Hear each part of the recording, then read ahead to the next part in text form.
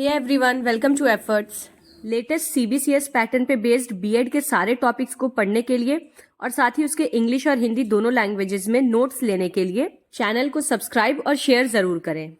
Last video में paper code एडु BEd 110 यानी कि 110 का हमने यूनिट 2 स्टार्ट किया था, जिसमें हमने कुछ ही टॉपिक्स कवर किए थे, जैसे कि concept, meaning, definition of process of communication और लेसन प्लान। साथ ही हमने हर्बेचियन लेसन प्लान भी पढ़ा था। इसके अलावा अगर आप देखें तो यूनिट 2 में कितने टॉपिक्स बचे हमारे पास: basic teaching model, auto instructional approach, program instruction, linear and branching, basic teaching model, feedback, devices of teaching, FIACS, micro teaching और SST। तो आज के वीडियो में बेसिक टीचिंग मॉडल और डिवाइसेस ऑफ टीचिंग कवर करेंगे हम, जो कि ये सारे ही टॉपिक्स बहुत लंबे लंबे हैं, इसीलिए इसे सेपरेट वीडियोज में ला रही हूं मैं। तो चलिए वीडियो को स्टार्ट करते हैं।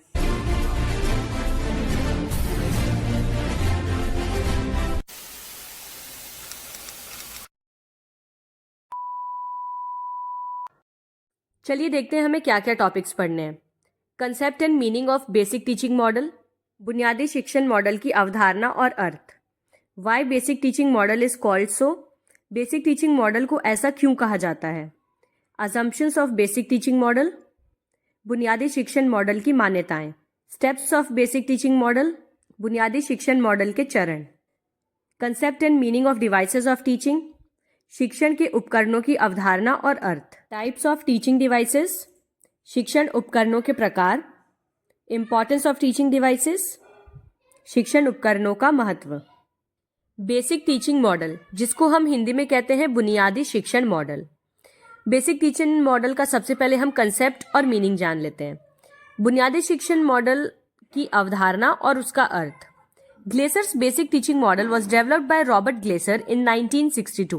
It explains the relationship between teaching and learning. It provides a simple and adequate conceptualization of the teaching process. This model belongs to the category of psychological models of teaching. Glaser का बुनियादी शिक्षण model 1962 में Robert Glaser द्वारा विकसित किया गया था। यह शिक्षण और सीखने के बीच के संबंध को बताता है और साथ ही ये शिक्षण प्रक्रिया की एक सरल और पर्याप्त अवधारणा प्रदान करता है। ये मॉडल शिक्षण के मनोवैज्ञानिक मॉडल की श्रेणी से संबंधित है। The Glaser basic teaching model, also known as the teach the teacher model, is a framework for teaching that emphasizes active participation and feedback. Glaser basic teaching model, जिसे टीच द टीचर मॉडल के रूप में भी जाना जाता है, यानी teacher को पढ़ाओ, शिक्षण के लिए एक रूपरेखा है जो सक्रिय भागीदारी और प्रतिक्रिया पर जोर देती है। अब जानते हैं कि यह शिक्षण मॉडल एक बुनियादी शिक्षण मॉडल क्यों है, यानी why this teaching model is a basic teaching model. It is called the basic teaching model because it presents a very basic analysis of the process of teaching in terms of elements of teaching. इसे बुनियादी शिक्षण model इसलिए कहा जाता है क्योंकि यह शिक्षण के तत्वों के संदर्भ में शिक्षण की प्रक्रिया का एक बहुत ही बुनियादी विश्लेषण प्रस्तुत करता है, यानी कि शिक्षण की प्रक्रिया को बहुत ही बेसिक तरीके से समझने में मदद करता है। This model applies to all levels of education, that is elementary, secondary, higher, etcetera. It is also applied to subject matter related to any subject, as a teacher can use this model for teaching them. यह model शिक्षा के सभी स्तरों, यानी कि प्राथमिक, माध्यमिक, उच्च आदि सब पर लागू होता है, इसलिए इसे बेसिक टीचिंग मॉडल कहते हैं। साथ ही इसे किसी भी विषय से संबंधित विषय वस्तु पर भी लागू किया जाता है, क्योंकि एक शिक्षक उन्हें पढ़ाने के लिए इस मॉडल का उपयोग कर सकता है। यानी डजंट मैटर किस क्लास को पढ़ाना है, किस तरह से पढ़ाना है, क्या सब्जेक्ट पढ़ाना है, ये मॉडल हर तरह की टीचिंग प्रैक्टिस में यूज हो सकता है, इसलिए इसको बेसिक टीचिंग मॉडल कहते हैं। Teaching for any length of time, 40 minute, 1 hour, weeks, etcetera, is possible using this model. It explains the whole teaching learning process by dividing it into 4 basic components. इस model का उपयोग करके कितने भी समय के लिए, चाहे 40 मिनट, 1 घंटा, सप्ताह आदि के लिए शिक्षण संभव है। ये मॉडल संपूर्ण शिक्षण अधिगम प्रक्रिया को 4 बुनियादी घटकों में विभाजित करके समझाता है। सबसे पहला है इंस्ट्रक्शनल ऑब्जेक्टिव, यानी अनुदेशात्मक उद्देश्य। दूसरा है एंटरिंग बिहेवियर, यानी प्रवेश करने का व्यवहार। यहाँ थोड़ा गलत लिख दिया है मैंने, व्यवहार में प्रवेश नहीं होगा, प्रवेश का व्यवहार होगा। इंस्ट्रक्शनल प्रोसीजर्स, अनुदेशात्मक प्रक्रियाएं। और परफॉर्मेंस असेसमेंट, यानी कि प्रदर्शन मूल्यांकन। Assumptions of the basic teaching model यानी बुनियादी शिक्षण मॉडल की धारणाएं. It is developed on the assumption that every lesson assumes some knowledge on the part of the learner. इसे इस धारणा पर विकसित किया गया है कि प्रत्येक पाठ सीखने वाले के हिस्से पर कुछ ज्ञान ग्रहण करता है, यानी हर पाठ को पढ़ने के बाद बच्चा कुछ न कुछ तो जरूर सीख रहा है. Through the instructional procedure, the teacher guides the learner from entry behavior to terminal behavior. अनुदेशात्मक प्रक्रिया के माध्यम से शिक्षक शिक्षार्थी को प्रवेश व्यवहार से अंतिम व्यवहार तक मार्गदर्शन करता है. यानी जब से पाठ पढ़ाना शुरू किया गया है तब से लेकर जब तक पाठ खत्म नहीं होता, जो शिक्षक होता है वो बच्चों का मार्गदर्शन करता रहता है. अब देखते हैं steps of basic teaching model यानी बुनियादी शिक्षण मॉडल के क्या क्या चरण हैं. सबसे पहला है step 1, instructional objective. The instructional objective is those objectives that the student should attain upon completion of a unit of instruction. These objectives may be stated in general, specific or in behavioral terms. तो पहला चरण होता है निर्देशात्मक उद्देश्य का. निर्देशात्मक उद्देश्य वे उद्देश्य होते हैं जिन्हें छात्र को निर्देश की एक इकाई को पूरा होने तक प्राप्त करना चाहिए. यानी कि आप बच्चों को किस तरह के निर्देश देना चाह रहे हैं, बच्चे उस निर्देश को समझ रहे हैं और साथ ही उसका पालन भी कर रहे हैं या नहीं. स्टेप 2 है entering behaviour. Every learner has initial behaviour before he enters the teaching learning process. It is essential to detect the entering behaviour of the learner before giving instructions.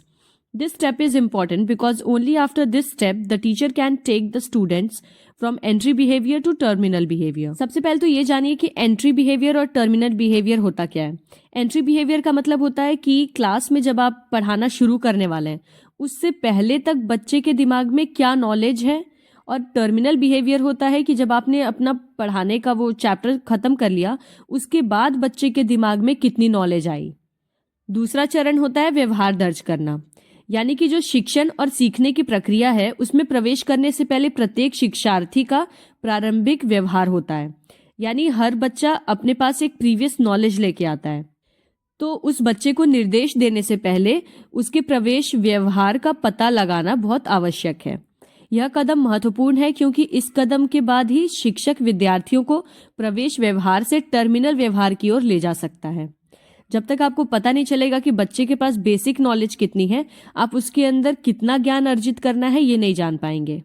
Step 3, instructional procedure. It is the most active part of the teaching process. It indicates the method, procedure and strategies of teaching which depend on the objectives and entry behaviour of the learner. This component depends on 2 previous components. तीसरा चरण है अनुदेशात्मक प्रक्रियाएं. यह शिक्षण प्रक्रिया का सबसे सक्रिय हिस्सा है. यह शिक्षण की विधि, प्रक्रिया और रणनीतियों को इंगित करता है जो शिक्षार्थी के उद्देश्यों और प्रवेश व्यवहार पर निर्भर करता है. शिक्षार्थी मतलब स्टूडेंट्स. यह घटक पिछले 2 घटकों पर निर्भर करता है. Fourth step is performance assessment. Here ultimate behaviour of the learner is tested so that feedback may be given. If the need arises, objectives may be modified, the instructional procedure may be improved and an assessment of performance is made again. Evaluation techniques used for the purpose of assessment tests are observation, interview, rating scale, etc. चौथा चरण होता है प्रदर्शन मूल्यांकन का. यहाँ शिक्षार्थी के अंतिम व्यवहार पर परीक्षण किया जाता है ताकि प्रतिक्रिया दी जा सके, यानी ये पता किया जा सके कि शिक्षक ने किस तरह का पढ़ाया है और बच्चों को वो समझ आया है नहीं. और यदि आवश्यकता पड़ी तो उद्देश्यों को संशोधित किया जा सकता है और शिक्षण प्रक्रिया में सुधार किया जा सकता है. उसके साथ ही प्रदर्शन और मूल्यांकन भी फिर से किया जा सकता है. मूल्यांकन परीक्षणों के प्रयोजन के लिए उपयोग की जाने वाली कुछ विकास तकनीकें हैं जैसे कि अवलोकन, साक्षात्कार, रेटिंग स्केल आदि.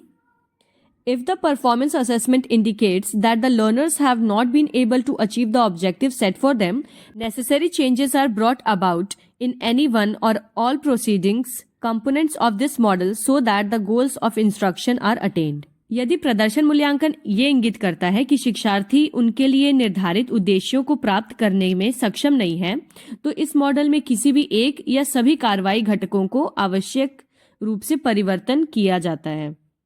ताकि निर्देश के लक्ष्यों को प्राप्त किया जा सके। चलिए चारों स्टेप्स को शॉर्ट में समझते हैं। सबसे पहला है इंस्ट्रक्शनल ऑब्जेक्टिव, यानी क्लास में घुसने से पहले आपके दिमाग में ये चीज प्रिपेयर होनी चाहिए कि आप जो आज चैप्टर पढ़ाने जा रहे हैं बच्चों को, उसका ऑब्जेक्टिव है क्या, बच्चों को आप सिखाना क्या चाहते हैं। दूसरा स्टेप होता है एंटरिंग बिहेवियर, यानी जब आप क्लास में प्रवेश कर रहे हैं तो उस वक्त आपको सबसे पहली चीज जो चेक करनी है वो ये कि बच्चों के पास बेसिक नॉलेज या प्रीवियस नॉलेज कितनी है, यानी बच्चे कितना जानते हैं और उन्हें कितना और सिखाने की जरूरत है। प्रीवियस नॉलेज जानने के लिए आप बच्चों से कुछ क्वेश्चंस पूछेंगे। तीसरा स्टेप होता है इंस्ट्रक्शनल प्रोसीजर, यानी अब आप अपना जो चैप्टर है उसे पढ़ाना शुरू करेंगे, जो भी आप चीजें प्लान करके आए हैं उस तरह से। और लास्ट होता है परफॉर्मेंस असेसमेंट, यानी बच्चों ने जो भी पढ़ा अब उसका आप टेस्ट लेंगे कि आपने जो भी पढ़ा है बच्चों को, क्या वो चीजें उन्हें समझ आई हैं या नहीं आई हैं। और जो कि ये चारों स्टेप किसी भी लेवल पे यूज हो सकते हैं, यानी चाहे आप 5th क्लास के बच्चे को पढ़ा रहे हो, नर्सरी को पढ़ा रहे हो या 12th में पढ़ा रहे हो। इसलिए इसको बेसिक टीचिंग मॉडल कहा जाता है क्योंकि ये कहीं भी यूज हो सकता है। Now let's start our next topic, devices of teaching, यानी शिक्षण के उपकरण। Meaning of devices of teaching. A device of teaching is the plan, a scheme or a trick intended for the purpose of effective teaching and purposeful learning. A teacher is expected to use the device while conducting his class. There are different devices that can be used within a particular method. It is an external mode that instruction may assure from time to time. शिक्षण के उपकरण का अर्थ क्या होता है? शिक्षण का एक उपकरण प्रभावी शिक्षण और उद्देश्यपूर्ण सीखने के उद्देश्य से बनाई गई एक योजना या फिर एक युक्ति है। एक शिक्षक से अपेक्षा की जाती है कि वह अपनी कक्षा का संचालन करते समय उपकरण का उपयोग करे। ऐसे विभिन्न उपकरण हैं जिनका उपयोग किसी विशेष विधि के अंतर्गत किया जाता है। यह एक बाहरी माध्यम है जिसका निर्देश समय समय पर आश्वासन दे सकता है। सिंपली देखा जाए तो डिवाइसेस ऑफ टीचिंग का क्या मतलब है? वो चीजें जो आप अपने टीचिंग को इफेक्टिव बनाने के लिए इस्तेमाल कर रहे हो। वो किसी तरह का वीडियो हो सकता है, किसी तरह का इक्विपमेंट हो सकता है, कोई टेक्निक हो सकती है, पढ़ाने का एक नया तरीका हो सकता है, जिससे भी आप अपनी टीचिंग को प्रभावशाली बना रहे हैं, जो बच्चों को बेहतर तरह से समझ आए, उसी को हम टीचिंग डिवाइसेस कहते हैं। There are two major kinds of teaching devices. They are natural devices and artificial devices. शिक्षण के उपकरण दो तरीके के होते हैं। Natural devices are those where learning is a byproduct of the direct experiences like excursions, field trips, outdoor activities, etc. प्राकृतिक उपकरण। प्राकृतिक उपकरण वे हैं जहां सीखना प्रत्यक्ष अनुभवों का एक उप उत्पाद है, जैसे भ्रमण, क्षेत्र यात्राएं, बाहरी गतिविधियां आदि। यानी नेचुरल डिवाइसेस में वो चीजें आती हैं जिसमें बच्चा नेचुरली पार्टिसिपेट कर रहा है, किसी एक्सपीरियंस के थ्रू सीख रहा है। Artificial devices. Artificial devices are those whereby learning is possible through certain means like illustration, narration, questioning etcetera. कृत्रिम उपकरण क्या होते हैं? वे जिनमें चित्रण, वर्णन, प्रश्नोत्तरी आदि जैसे कुछ माध्यमों से सीखना संभव होता है।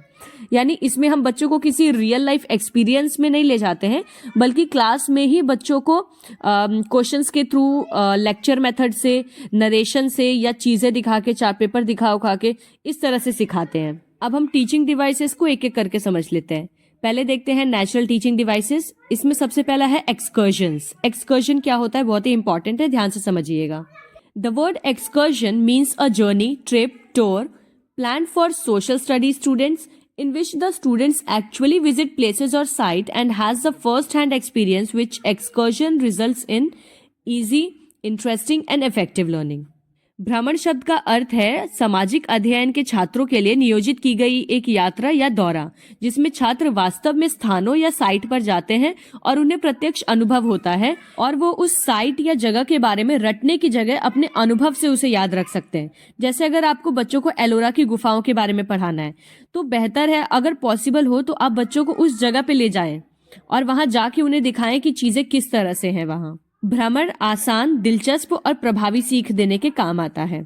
ये तो कॉमन सेंस है कि रटने से ज्यादा एक्सपीरियंस से बच्चे सीखते हैं। तो भ्रमण से ना केवल बच्चों को सीखने को मिलता है बल्कि उनका इंटरेस्ट भी बना रहता है। नेक्स्ट है field trip. A field trip is a visit to an area outside of the normal classroom where children can try new things, have different experiences and learn valuable life lessons. अध्ययन यात्रा क्या होती है? अध्ययन यात्रा या field trip सामान्य कक्षा के बाहर के क्षेत्र का दौरा है जहां बच्चे नई नई चीजें आजमा सकते हैं, अलग अलग अनुभव प्राप्त कर सकते हैं और साथ ही जीवन के मूल्यवान सबक सीख सकते हैं। फील्ड ट्रिप और एक्सकर्शन में डिफरेंस ये है कि एक्सकर्शन में हम बच्चों को दूर किसी जगह पे ले जाते हैं, किसी ऐतिहासिक जगह पे, हिस्टोरिकल प्लेसेस पे, ठीक है। वो बेसिकली सोशल साइंस के बच्चों के लिए होता है। जबकि फील्ड ट्रिप का मतलब है कि क्लासरूम से बाहर आप कहीं भी ले जाइए, चाहे स्कूल के ही प्लेग्राउंड में ले जाइए, बोटेनिकल गार्डन में ले जाइए या किसी भी जगह जहां पे बच्चे पढ़ाई या लिखने के अलावा कुछ नई चीजें करें, किसी एक्टिविटी में इन्वॉल्व हो, एक्सप्लोर करें, इस तरह की चीजें। नेक्स्ट है आर्टिफिशियल टीचिंग डिवाइसेस। इसमें सबसे पहले आता है explanation. To explain is to make ideas, concepts, events and actions clear. The object of all explanation is to enable the pupil to take interest in proceeding, to grasp the process of what is being done, and to develop their understanding. Language is a vital component of explanation, and it should be simple, clear, and precise, definite, and specific. Explanation या स्पष्टीकरण, जिसको हम समझाना भी कहते हैं, तो समझाने का अर्थ होता है विचारों, अवधारणाओं, घटनाओं या कार्यों को स्पष्ट करना। सभी स्पष्टीकरणों का उद्देश्य विद्यार्थियों को जो किया जा रहा है उसके उद्देश्य को समझाना और उनकी समझ विकसित करने में रुचि लेने में सक्षम बनाना है। भाषा स्पष्टीकरण का एक महत्वपूर्ण घटक है और यह सरल, स्पष्ट और सटीक, निश्चित और विशिष्ट होनी चाहिए। अगर सरल भाषा में कहूं तो एक्सप्लेनेशन का सीधा मतलब है जो लिखा गया है उसे अच्छे से समझा देना। जैसे लिखने को तो इंग्लिश में भी मैंने आपको नोट्स दे दिया है, हिंदी में भी दे दिया, लेकिन कई बार सेंटेंसेस को समझने में दिक्कत होती है, यानी हम अच्छी तरह से समझ नहीं पाते कि वो सेंटेंस कहना क्या चाह रहा है। लेकिन अगर उसी को मैं आसान भाषा में, सिंपल लैंग्वेज में आपको एक्सप्लेन कर दे रही हूँ तो वो चीज आपके दिमाग में घुस जा रही है। इसी को कहते हैं एक्सप्लेनेशन, पढ़ाई जाने वाली चीज को सरल भाषा में समझा देना। Next is illustration. Illustration is a device that stands for the use of means and materials in order to help students to acquire concrete knowledge of the materials presented by making it clear, interesting, intelligible, and comprehensible. Illustrations are divided into two categories. Illustration का मतलब होता है चित्रण। चित्रण एक ऐसा उपकरण है जो छात्रों को प्रस्तुत सामग्री को स्पष्ट, रोचक, सुगम और बोधगम्य बनाकर ठोस ज्ञान प्राप्त करने में मदद करने के लिए साधनों और सामग्रियों के उपयोग को दर्शाता है। यानी जब आप बच्चों को कुछ समझाने के लिए कोई कॉन्क्रीट चीज यानी कोई सामान उन्हें दिखाकर बताते हैं। अगर आपको बच्चों को बताना है एलिफेंट, अगर छोटे बच्चे नहीं समझ रहे हैं एलिफेंट क्या होता है, आपने क्या किया, एक हाथी का सॉफ्ट टॉय या तो उसका छोटे छोटे खिलौने आते हैं ना, वो दिखा दिया कि अच्छा एक ट्रंक होता है, एक पूंछ होती है, 4 पैर होते हैं, उसके 2 दांत होते हैं बड़े बड़े, उसको हाथी कहा जाता है। तो जब आप बच्चों को कोई चीज दिखाकर उस टॉपिक के बारे में समझाते हैं उसी को इलुस्ट्रेशन कहते हैं। तो इलुस्ट्रेशन या चित्रण 2 तरह का होता है, वर्बल और concrete. When a teacher makes use of word, pictures, examples, metaphors, analogies, etc., then he makes use of verbal illustrations. But when she uses objects, models, charts, maps, diagrams, etc., she makes use of concrete illustrations. तो चित्रण या तो मौखिक होता है या ठोस होता है। जब कोई शिक्षक शब्द, चित्र, उदाहरण, रूपक, उपमा आदि का प्रयोग करता है तो वो मौखिक चित्रण का प्रयोग कर रहा होता है। लेकिन जब वह किसी वस्तु जैसे मॉडल, चार्ट या मानचित्र या रेखाओं का प्रयोग करके पढ़ाता है तो उसे ठोस चित्रण कहा जाता है। यानी एक तो तरीका हुआ एलिफेंट बच्चों को बताने का कि मैंने एलिफेंट बोर्ड पे ड्रॉ करके बता दिया, या मैंने उन्हें मुंह से एक्सप्लेन करके बता दिया कि ऐसा ऐसा होता है एलिफेंट। या दूसरा तरीका ये होता है कि मैंने बच्चों को डायरेक्ट एक एलिफेंट का टॉय लाके दिखा दिया, एलिफेंट की पिक्चर लाके दिखा दी, ठीक है। तो ये डिफरेंस है वर्बल और कॉन्क्रीट में। Next is narration. Narration is one of the most significant devices of imparting instruction, particularly in subjects like history, literature, geography, etc. It refers to telling a story for giving on account of some events or certain happenings. But to be a good narrator, one requires a skilled use of language and a good command over vocabulary. Narration का मतलब होता है कथन। कथन विशेष रूप से इतिहास, साहित्य, भूगोल आदि जैसे विषयों में निर्देश देने का सबसे महत्वपूर्ण उपकरणों में से एक है। इसका तात्पर्य कुछ घटनाओं या कुछ घटनाओं के आधार पर कहानी सुनाने से है। लेकिन एक अच्छा कथाकार बनने के लिए भाषा का कुशल उपयोग और शब्दावली पर अच्छी पकड़ होना बहुत जरूरी है। कुछ टीचर्स को आपने देखा होगा, जब वो पढ़ाना शुरू करते हैं उसी वक्त इससे निद्रा देवी आप पे हावी होना शुरू हो जाती है। तो कथन या नरेशन भी एक मेथड ऑफ टीचिंग है, एक टीचिंग डिवाइस है, लेकिन उसको भी अच्छी तरह से यूज करना टीचर को आना चाहिए कि अगर आप कथा भी किसी को सुना रहे हैं तो उसमें भी बच्चों को इंटरेस्ट आए, वो बोर होकर सोने ना लगे। Next is questioning. Good questioning by their very nature is educative questioning, plays an important role in teaching, learning and evaluating. When used at the right time and in the right manner, it can lead to new levels of understanding. Questions serve as a means of organizing knowledge, correlating results, binding together different limits of learning and of integrating personality. Questioning या प्रश्न करना। अच्छा प्रश्न करना अपने स्वभाव से ही शिक्षाप्रद है। शिक्षण अधिगम और मूल्यांकन में महत्वपूर्ण भूमिका निभाता है प्रश्न करना। जब सही समय पर और सही तरीके से प्रश्न पूछा जाता है तो यह समझ के नए स्तर को जन्म देता है। प्रश्न ज्ञान को व्यवस्थित करने, परिणामों को सहसंबंधित करने, सीखने की विभिन्न सीमाओं को एक साथ जोड़ने और व्यक्तित्व को एकीकृत करने के साधन के रूप में कार्य करता है। क्वेश्चनिंग मेथड में क्या होता है कि कुछ क्वेश्चंस टीचर पूछते हैं तो कुछ क्वेश्चंस बच्चे पूछते हैं, और इसी तरह से प्रश्न उत्तर करते करते जो टॉपिक है उससे रिलेटेड सारे डाउट्स को सॉल्व कर लिया जाता है। इसी तरह से और भी कई डिवाइसेस ऑफ टीचिंग है, जैसे डिस्कशन मेथड हो गया, रोल प्ले हो गया, ड्रामा हो गया। ठीक है, अब देखते हैं importance of teaching devices. They are used to teach more thoroughly so that students may retain the content for a longer time. शिक्षण उपकरणों का उपयोग बहुत ही गहनता से पढ़ाने के लिए किया जाता है ताकि छात्र सामग्री को लंबे समय तक अपने दिमाग में बनाए रखे।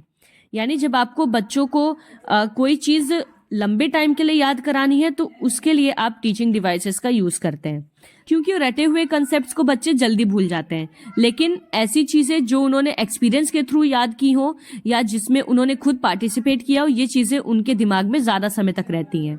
They are used to teach more quickly. Most of the syllabus can be covered within a short time. इनका उपयोग अधिक तेजी से पढ़ाने के लिए किया जाता है, यानी अधिकांश पाठ्यक्रम जो है वो बहुत ही कम समय में पूरा किया जा सकता है। यानी कि एक तो तरीका है कि आप 4 दिन तक बच्चों को रटवाते रहिए, एलोरा की गुफा में ये था, वो था, ये पाया गया, वो पाया गया। या सबसे बढ़िया तरीका है कि एक ही दिन आप ले जाइए, बच्चों को वो जगह घुमा के ला दीजिए, उसके बाद उनसे पूछ के देखिए वहां आपने क्या क्या देखा। बच्चों को हर एक चीज याद हो जाएगी। तो शिक्षण उपकरण आपका समय भी बचाते हैं पाठ्यक्रम को जल्दी पूरा करके। They are use to create और सस्टेन इंटरेस्ट इन प्यूपिल। इनका उपयोग विद्यार्थियों में रुचि पैदा करने या बनाए रखने के लिए किया जाता है। They serve as a means of integrating a number of separate pieces of work that have already been learned by other means. थोड़ी थोड़ी करके बच्चे कई जगह से नॉलेज लेते हैं, तो ये जितने नॉलेज बच्चों के दिमाग में टुकड़ों में रहती है उसको एकीकृत करने के लिए भी शिक्षण उपकरणों का उपयोग किया जाता है। यानी शिक्षण उपकरण ज्ञान के कई अलग अलग टुकड़ों को एकीकृत करने के साधन के रूप में कार्य करते हैं। यहाँ पे ज्ञान होगा, ठीक है, काम लिखा है जो, जिन्हें पहले ही अन्य माध्यमों से सीखा जा चुका है। They are helpful in bringing something new to the students in a simplified way. वे छात्रों के लिए सरल तरीके से कुछ नया लाने में सहायक होते हैं। यानी बहुत ही इजीली बच्चों को कोई नई चीज सिखाने के लिए यूज किया जाता है टीचिंग डिवाइसेस को। सो दैट इज इट, इतना ही था। अब हम मिलते हैं अगले वीडियो में, जिसमें कि बहुत ही इंपॉर्टेंट टॉपिक्स हम पढ़ने वाले हैं, जैसे कि FIACS और SSST, micro teaching, instructional project, ये सारे मेथड्स। ठीक है, तब तक के लिए take care and bye bye. और हाँ, प्लीज आपका जो भी पॉइंट ऑफ व्यू रहता है वीडियो को लेके वो मुझसे जरूर शेयर करिए कमेंट्स के through, because literally your feedback, your comments motivate me. और प्लीज चैनल को सब्सक्राइब करना और शेयर करना मत भूलिएगा, क्योंकि सब्सक्राइब और शेयर करना तो बिल्कुल फ्री है ना, तो एटलीस्ट इतना तो कर सकते हैं आप। So see you in the next video.